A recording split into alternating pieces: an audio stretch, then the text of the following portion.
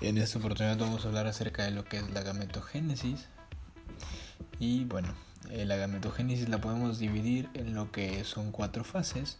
La primera fase, que es el origen y la migración de las células germinales. La segunda, el aumento del número de células germinales mediante la mitosis. La tercera fase es la reducción del número de cromosomas mediante la meiosis. Y por último tendremos la cuarta fase, que es la maduración estructural y funcional de los óvulos y los espermatozoides. Vamos a pasar con lo que es la fase 1, que es el origen y la migración de las células germinales. Las células germinales primordiales, los primeros precursores reconocibles de los gametos, se originan fuera de las gónadas, como podemos ver en la imagen, y migran a ellas durante los primeros estadios del desarrollo embrionario. En el hombre, estas células pueden estar identificadas alrededor de los 24 días después de la fecundación. También cabe recalcar que las células germinales salen de lo que es el saco vitelino y se dirigen hacia el epitelio del intestino y después migran a través de lo que es el mesenterio dorsal hasta alcanzar los primordios gonadales. Hay que resaltar también que ciertas células germinales primordiales son extraviadas y algunas se alojan en lugares extragonadales. Pueden morir, pero si no mueren, estas pueden desarrollarse y forman lo que son teratomas. Los teratomas son tumores caracterizados por tener piel, pelo, cartílago e incluso dientes, como lo podemos observar en la imagen. Pasamos ahora con la fase número 2 y una vez que llegan ya las gónadas, las células germinales primordiales comienzan una fase de proliferación mitótica rápida. Como podemos observar ahí en la imagen, ahí está las 4 fases de lo que es la mitosis. Y estas producen 2 células diploides que son genéticamente iguales. A través de varias series de lo que son divisiones mitóticas, esta aumenta de forma exponencial de lo que son de cientos a millones. El patrón de proliferación mitótica es diferente en lo que son las células germinales masculinas y las femeninas. En las células germinales primordiales femeninas tenemos lo que son las ovogonias. Son células germinales mitóticamente activas con un periodo de intensa actividad mitótica en el ovario embrionario que va desde el segundo hasta el quinto mes de la gestación. Durante este tiempo aumenta de unos pocos de miles hasta más o menos 7 millones. Cabe destacar que las ovogonias sufren un proceso de degeneración natural que lo llamamos atresia. Lo que es la atresia de las células germinales será el fenómeno continuo en lo que es la menopausia. Ahora pasamos con las espermatogonias, que estas son el equivalente a las células germinales del masculino, del hombre.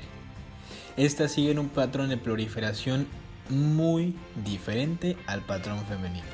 Aquí la mitosis también comienza en lo que son los testículos embrionarios, pero al contrario que en el de las mujeres, las masculinas mantienen la capacidad de dividirse a lo largo de toda la vida. Los túbulos seminíferos testiculares están revestidos por una población germinal de espermatogonias, la cual en la pubertad estas subpoblaciones de espermatogonias experimentan oleadas periódicas de mitosis, lo que nos permite, lo antes ya mencionado, que siga reproduciéndose a lo largo de toda la vida. Y ya las células obtenidas a partir de estas divisiones comienzan lo que se llama meiosis como grupos sincrónicos. Pasamos ahora a lo que son las etapas de la meiosis, que es la reducción del número de cromosomas. Y tenemos como puntos importantes que aquí se da una reducción de los cromosomas desde el número diploide 2N hasta lo que es el haploide 1N. El otro punto es que aquí hay un reagrupamiento de forma independiente para dar lugar a una mayor combinación de las características genéticas, tanto paternos como los maternos. Y como otro punto muy importante, aquí hay una redistribución de la información genética materna y paterna debido a los procesos del entrecruzamiento genético durante la primera división meiótica. Antes de empezar con la primera división meiótica, lo que es el ácido desoxirribonucleico ya se ha replicado al comienzo de la meiosis y la célula es 2N4C. La primera división también la podemos llamar la división reduccional y aquí hay una profase prolongada, la que nos da lugar a lo que es el apareamiento de cromosomas homólogos y frecuentes entrecruzamientos. Con todo esto se logra el intercambio de segmentos entre los dos miembros de cada cromosoma. Este también ocurre en lo que son los cromosomas sexuales. Durante lo que es la metafase de la primera división meiótica, las células son llamadas tétradas. Y bueno, estas se alinean en la placa metafásica de forma que en la fase de la anafase 1, un cromosoma de cada par homólogo se desplaza de un polo por parte del uso y el otro se dirige al polo opuesto.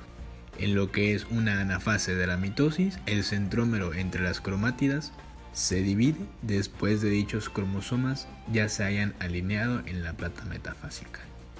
Y una cromátida de cada cromosoma migra hacia uno de los dos polos del uso mitótico. Esto que pasa pues nos da origen a las células hijas genéticamente iguales tras una división mitótica, mientras que son desiguales después de la primera división meiótica. Recordemos también que cada célula hija de la primera división meiótica contiene un número haploide. Esto quiere decir que antes de empezar todo este proceso era 2N y ahora que es haploide es 1N. Pasamos con la segunda división meiótica, que la podemos llamar también división ecuacional. Esta es similar a la división meiótica ordinaria, excepto porque las células ya aquí es haploide. Y cuando hacemos la primera división es diploide. Cuando los cromosomas se alinean a lo largo de lo que es la placa ecuatorial en la metafase 2. Aquí los centrómeros situados entre las cromátidas hermanas se dividen, lo cual permite que las correspondientes de cada cromosoma migren hacia los polos opuestos del uso durante la anafase 2. Recordemos que cada célula hija de la segunda división meiótica es realmente haploide, 1N, 1C. Ahora pasamos con lo que es la última fase, que viene a ser la maduración de lo que son las espermatozoides y los óvulos. Vamos a empezar con lo que es la ovogénesis, que consiste en la formación de óvulos en los ovarios a partir de las ovogonias. Y bueno, al empezar la pubertad se reanuda ya una vez que se tenga la madurez sexual y pues repito, se reanuda lo que es la ovogénesis. Y bueno, aquí se reproducen se termina de reproducir los ovocitos primarios de la primera etapa de la meiosis 1 y bueno, cada ovocito primario se divide y da origen a dos células. Un ovocito secundario grande viable y un primer cuerpo polar pequeño que degenera. Después, el ovocito secundario progresa a la segunda división meiótica, pero este se detiene en lo que es la metafase 2.